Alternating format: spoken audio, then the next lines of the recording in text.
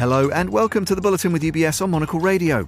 Each week, the sharpest minds and freshest thinkers in finance take you beyond the numbers and hype, right to the heart of the big issues of the day. This week, we're training a lens on artificial intelligence. When it comes to the AI market, there's always the possibility that investors might miss the wood for the trees, as the whole market is clearly broadening both from an adoption and spend point of view. The share of AI spend beyond the Big Four is expected to rise to over 40% this year from below 20% in 2023, thanks to the emergence of new AI players in China and other developments.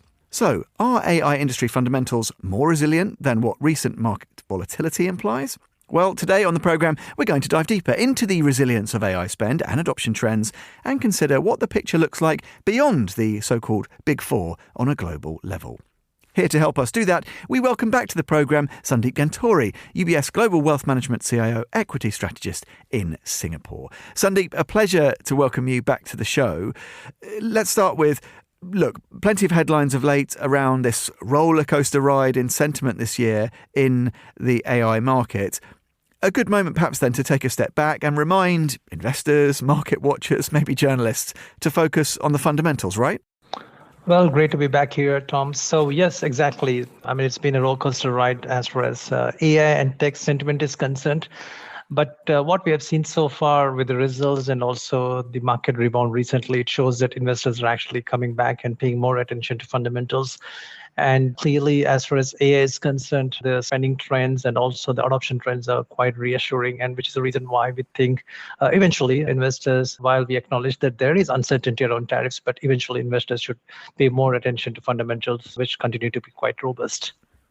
Yeah, now, Sundeep, we often hear about, of course, Microsoft, Amazon, Alphabet, Meta, the so-called Big Four. But what's the story in this space, Sundeep, if we look beyond those main players? Because it's quite interesting.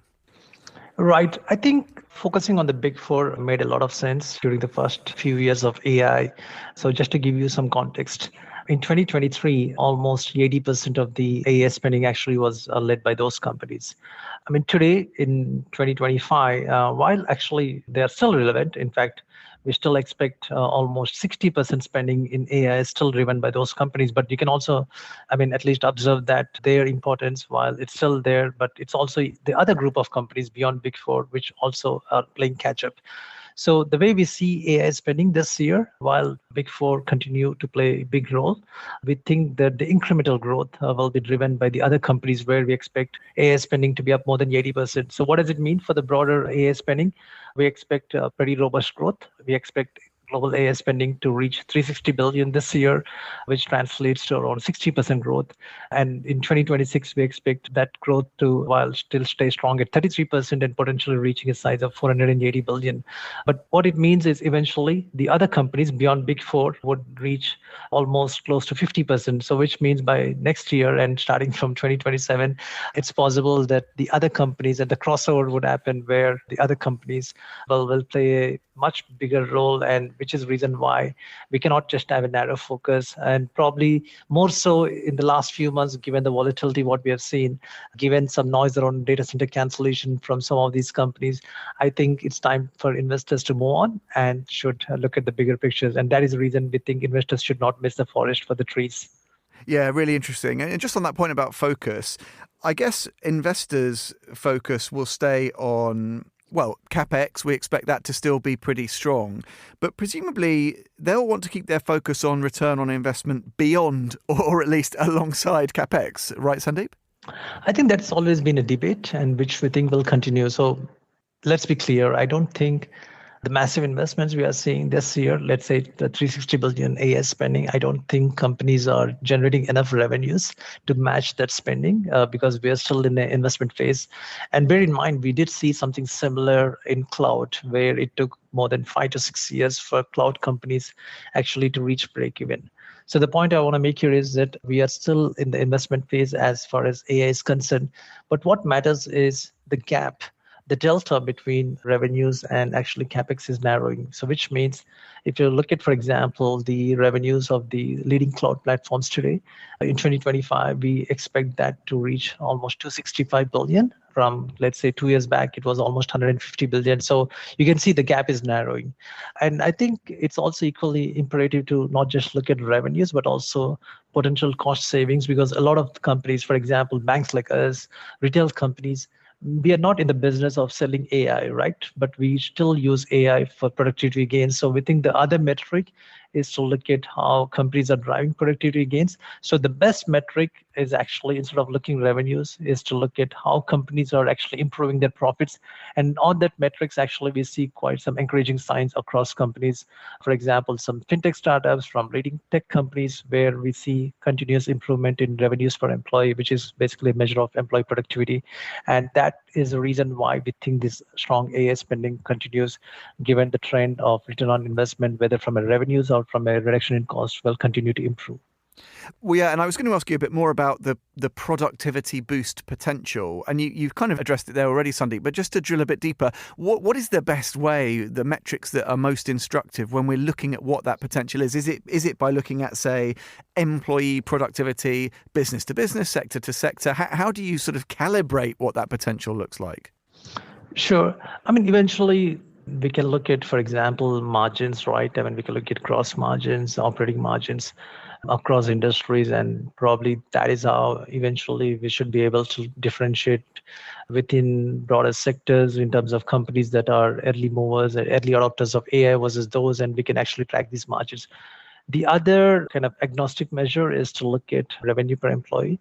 And if you look at, for example, some of the leading big tech companies today, which are some of these early adopters of AI, we are seeing a big improvement. For example, on an average, the big tech companies today have employee productivity somewhere between 2 to 3 million per employee. And over the last 2 years, we have seen, particularly after the introduction of generative AI, how these numbers are going up on an average 20 to 25% per annum. And that is a trend we think will accelerate, including in some of the startups. So we see a combination of both large enterprises and also some of these startups.